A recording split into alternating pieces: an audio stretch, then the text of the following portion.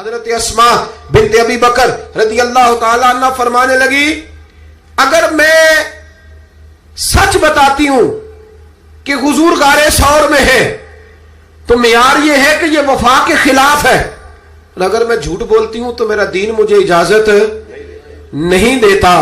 جناب اسما کھڑی ہے چوک میں، جوانوں یہ ہے جوانی، یہ ہے وقار کہ انسان اپنے کردار پر داغ نہ لگنے دے اور وہ معیار کے ساتھ میدان میں کھڑا رہے۔ فرماتی ہیں درجنوں لوگ تھے، میرے چہرے پہ نقاب تھا۔ ابو جہل نے پھر پوچھا بتاتی کیوں نہیں؟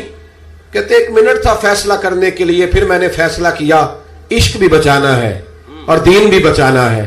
فرماتی ہے میں نے فوراً کہا، میں نے کہا ابو جہل سن، پھر اگر تو سوال سے باز نہیں آتا تو سن، میں صدیق کی بیٹی ہوں، جھوٹ نہیں بول سکتی، مجھے خبر ہے وہ دونوں کہاں ہیں، پر میں تمہیں بتاؤں گی نہیں۔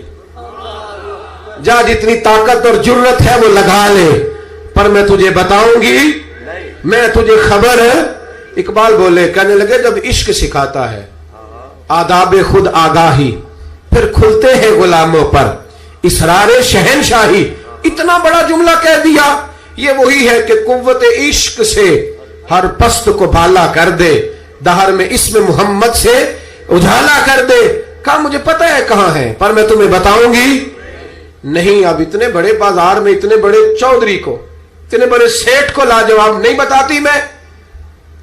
تو بزدل لوگ ہوتے ہیں، پھر جب دلیل ختم ہوتی ہے تو جھگڑا کرتے ہیں۔ ابو جہل نے ایک تھپڑ مارا۔ جناب اسما کہتی ہیں یہ سردار کا گھر تھا، کبھی کسی کی طاقت نہیں ہوئی تھی، پر یہ تھپڑ بھی میں نے نبی کے نام پہ کھایا۔ فرماتی ہے میں زمین پہ گری، میرے کان میں بالی تھی، وہ ٹکرائی ایک پتھر سے، خون بہنے لگا۔ لوگوں نے ابو جہل کو پکڑا، حیا کر، بچیوں کے اور عورتوں کے منہ لگتا ہے اسے لے گئے۔ فرماتی ہے میں اسی طرح اٹھی، اٹھ کے میں نے چہرے پر پھر سے کپڑا لپیٹا، خون کو چھپایا اور پھر روٹی پکانے لگی۔ فرماتی ہیں اسی طرح کھانا بنایا، پھر کئی دفعے نکل کے دیکھا، جب کوئی راہوں میں نہ رہا، فرماتی ہیں سنسان رستوں میں میں غار ثور کی طرف بڑھی، اور جب میں غار ثور میں کھانا لے کے گئی تو چہرہ چھپا ہوا تھا۔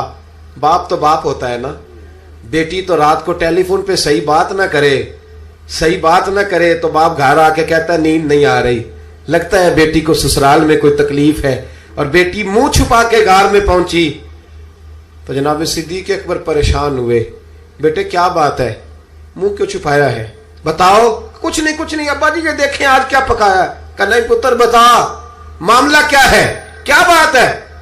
جب 2-3 دفعہ جناب صدیق اکبر نے تشویش کے عالم میں پوچھا تو حضور علیہ السلام نے فرمایا، کریم فرمانے لگے اسما بتاتی کیوں نہیں، معاملہ کیا ہے؟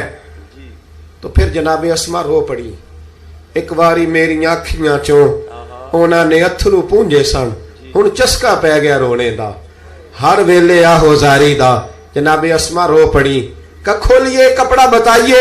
فرماتی ہیں پھر سے کپڑا کھولا، خون پھر جاری ہونے لگا۔ عرض کی یا رسول اللہ آج عجیب دراہے پہ کھڑی ہو گئی تھی، عشق بھی تھا اور دین بھی تھا۔ اگر میں بتاتی تھی کہ آپ کہاں ہیں تو عشق نہیں بچتا تھا، اور اگر نہیں بتاتی تھی تو جھوٹ تھا، پھر مجھے میدان میں ڈٹ کے سچ بولنا پڑا۔ آج میں نے سچ کے لیے یہ مار کھائی ہے، سچ کے لیے تھپڑ کھایا ہے، سچ کے لیے زمین پہ گری ہوں، اس لیے کہ میں صادق اور امین نبی کا کلمہ پڑھنے والی ہوں۔ میرے محبوب کریم نے جب یہ بات سنی تو حضور کی آنکھوں میں آنسو آئے، حضرت صدیق اکبر بھی روئے۔